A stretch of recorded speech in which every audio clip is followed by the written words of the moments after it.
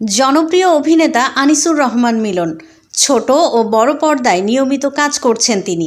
এরই মধ্যে বেশ কিছু ব্যবসা সফল চলচ্চিত্রে অভিনয় করেছেন এই অভিনেতা। এবার মিলন অভিনীত বোন ইয়ার্ড নামে একটি সিনেমা হলিউডে মুক্তি পেতে যাচ্ছে।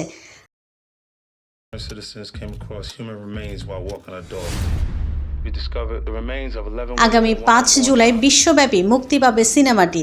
এতে মেল গিবসনের মতো তারকাও অভিনয় করেছেন। এটি নির্মাণ করেছেন আসিফ আকবর।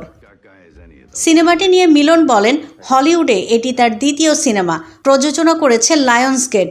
কাজটি নিয়ে খুব আশাবাদী তিনি বলেন, মেল গিবসনের সঙ্গে পর্দায় হাজির হবেন, এটা অনেক বড় ব্যাপার তার জন্য।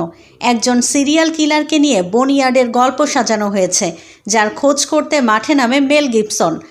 সিনেমায় মেল গিবসনকে নানাভাবে সহযোগিতা করতে দেখা যাবে মিলনকে। তবে বাংলাদেশে সিনেমাটি মুক্তি পাবার কথা থাকলেও শেষ পর্যন্ত প্রেক্ষাগৃহে আসছে না। মিলন জানান, আগে থেকে তাদের সঙ্গে বাংলাদেশের যমুনা ব্লকবাস্টারের চুক্তি ছিল, তবে সম্প্রতি সেটা বাতিল হয়েছে। ফলে বাংলাদেশে মুক্তি পাচ্ছে না বোন ইয়ার্ড। সম্প্রতি যুক্তরাষ্ট্র থেকে দেশে ফিরেছেন মিলন।